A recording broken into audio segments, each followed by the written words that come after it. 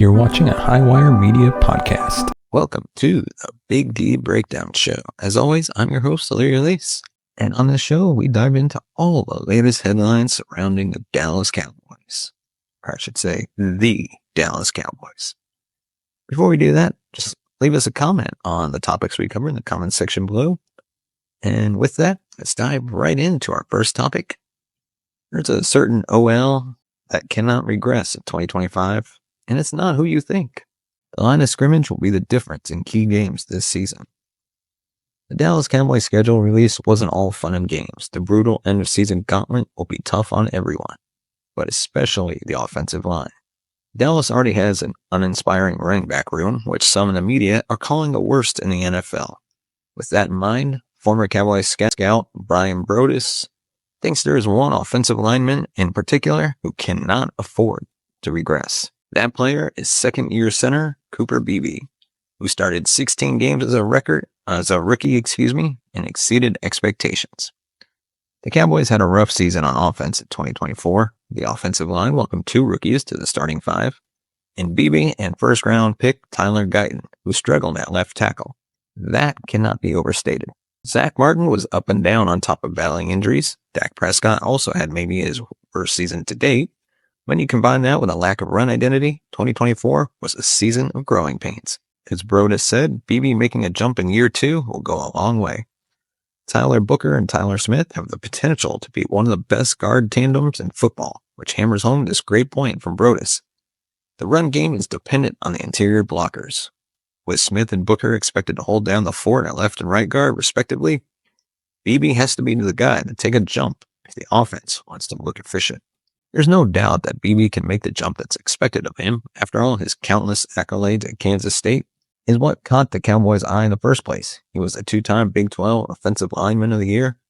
While the running scheme figures to have a huge upgrade with Clayton Adams calling the shots, Beebe's physicality and size will be important to depend on for Dallas's rushing attack to be successful throughout the 2025 season and overcome the brutal late-season schedule. And there's a certain former Cowboys quarterback that's already faltering with this new team. And guess what? It's not Trey Lance. I can tell you that. While Dak Prescott is still running the show, the Dallas Cowboys quarterback room looks a lot different relative to this time last year. It was expected they would move on from Trey Lance, but Cooper Rush was a different story given his success as a longtime backup. An unrestricted free agent, Rush inked a 2-year deal with the Ravens worth up to $12.2 million. He will make $4.2 million guaranteed. All things considered, backing up 2-time MVP Lamar Jackson, but one of the Super Bowl favorites, is a great turn of events for the 31-year-old Rush. Unfortunately, Rush's stock is trending down after Ravens OTA.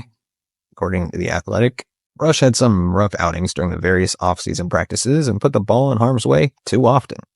The former Dallas Cowboy will be the number 2 quarterback with 4th- 6th-round pick Devin Leary, competing for a spot on the practice squad. The Ravens will want Rush to clean up the mistakes and play more consistently in the future. That should sound very familiar to the Cowboys, or I should say Cowboy fans.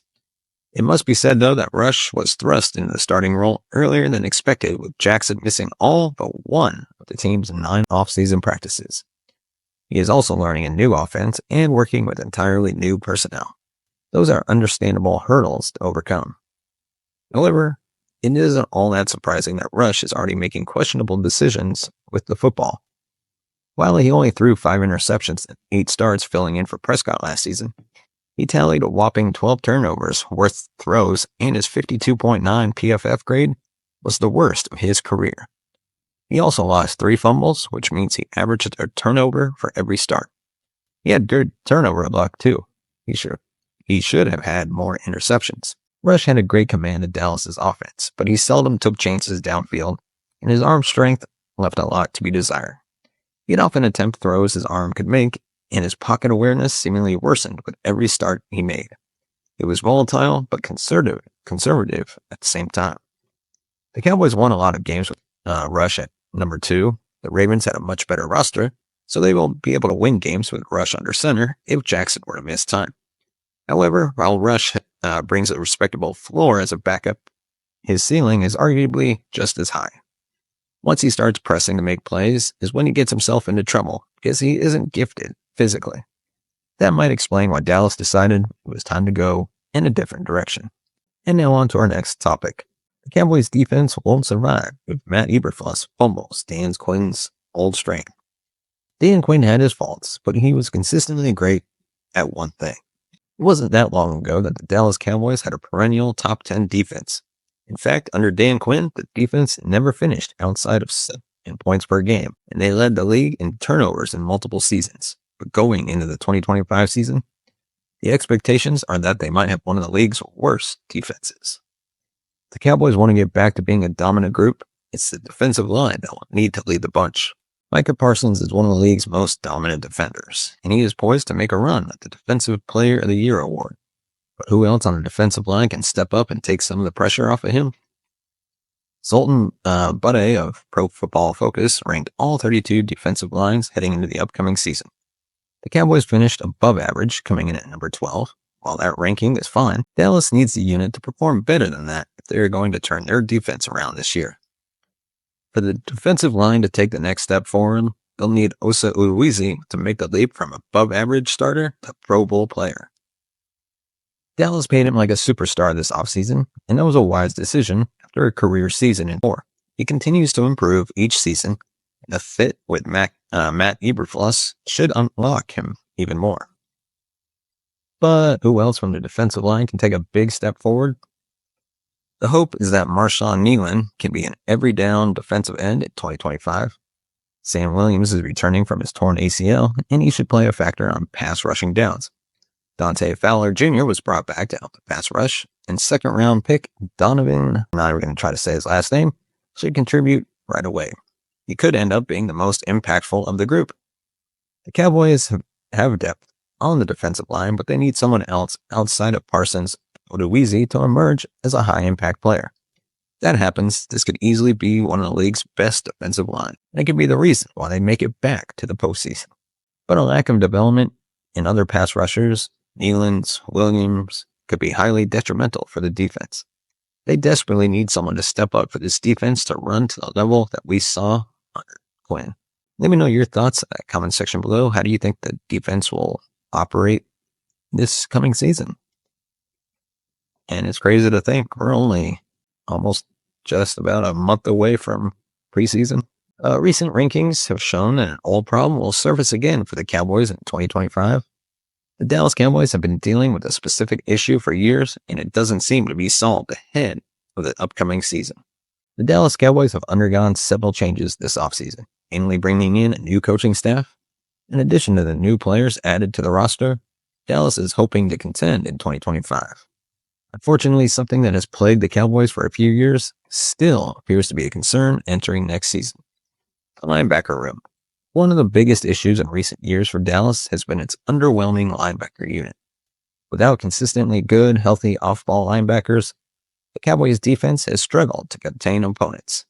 That's why the franchise acquired Kenneth Murray and Jack Sanborn this offseason. Unfortunately, analysts aren't sure they will make much of a difference for the group.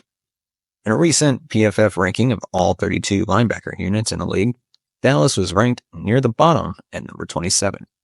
PFF's Dalton Wasserman explained why it could be another tough year in the middle of the Cowboys' defense, saying, quote, "While Dallas's linebacker unit is filled with familiar names, it doesn't offer a track record of elite production. DeMarvion Overshown is likely to be sidelined for a large portion of the season due to knee injury.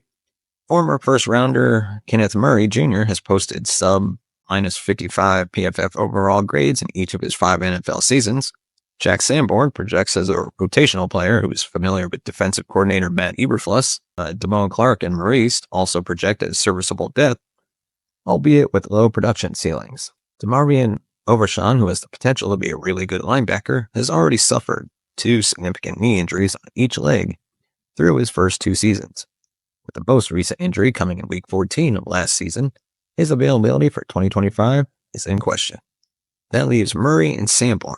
As Wasserman highlighted, neither young linebacker has really stood out in their career, so their names aren't going to move the needle. However, Murray is only 26, Sanborn will be 25 when the season starts, so a breakout season is possible for both in a new location. If that doesn't happen and none of the linebackers step up, Dallas could have another season where the team is weak against the run. Not being able to stop opposing teams from running the ball opens up a world of issues. So the Cowboys desperately need a couple of guys to emerge at linebacker. And now we're going to take a look at an NFL writer who's saying what Cowboys fans have been screaming about Prescott. Don't take Prescott for granted. There is no denying that Dak Prescott had a down season in 2024 by his standards. Prescott was a runner-up in the 2023 MVP race, finishing the year with a league-high 36 passing touchdowns. But for a variety of reasons, his play in 2024 just wasn't up to his standards. Prescott saw his yards per attempt drop from 7.7 in 2023 all the way down to 6.9. His 86 passer rating was the worst of his career. The Cowboys went just 3-5 at his 8 starts. You can make a case that it was the worst season of Prescott's career, especially when you factor in a severe hamstring injury that cost him the final 9 games of the season. But despite all that, Prescott is still viewed as one of the best quarterbacks in the league, and he should be. He's been one of the most efficient passers in the league over the last 5 seasons, and the Cowboys have had one of the NFL's best offenses during that stretch. But where does he rank among his peers, specifically in the NFC East? Higher than you might think. In a recent article by Charles McDonald of Yahoo Sports, he ranked the top 10 quarterbacks going into the 2025 season. Prescott came in at number 7 on the list, ahead of his NFC East rival quarterbacks Jalen Hurts, Jaden Daniels, Russell Wilson. Well, Russell Wilson, of course, he's going to be below Prescott. In a podcast appearance for Yahoo Sports, McDonald explained that Prescott's ability to make tough throws down the middle of the field is what makes him so great. He's one of the league's most accurate quarterbacks, and his decision-making is usually off the charts. It is somewhat surprising to see Prescott ranked this high, especially after Hurts and Daniel led their teams to the NFC Championship game last season. But as McDonald mentioned, the Cowboys rarely make life easy on Prescott, and he is forced to play the game at a much more difficult level because of the lack of run game, complex passing offense, etc. Prescott is one of the most highly respected quarterbacks in the league, and it's for good reason. But Dallas desperately needs him to stay healthy and perform closer to what we saw from the 2021 to 2023 if they want to make it back to the postseason. Dallas made him the highest paid quarterback in the NFL for a reason. And now it's time for him to get back to playing at that level. And with an improved offensive line and another dynamic player, George Pickens, there are no more excuses. Look for Prescott to perform like a top 10 quarterback once again this season. And remind the doubters why he's one of the league's top passers. And with that, marks the end of our episode. Let me know all your thoughts on the topics we covered in the comment section below. If there's something we got wrong, something you agree with, disagree with, let me know in the comment section below.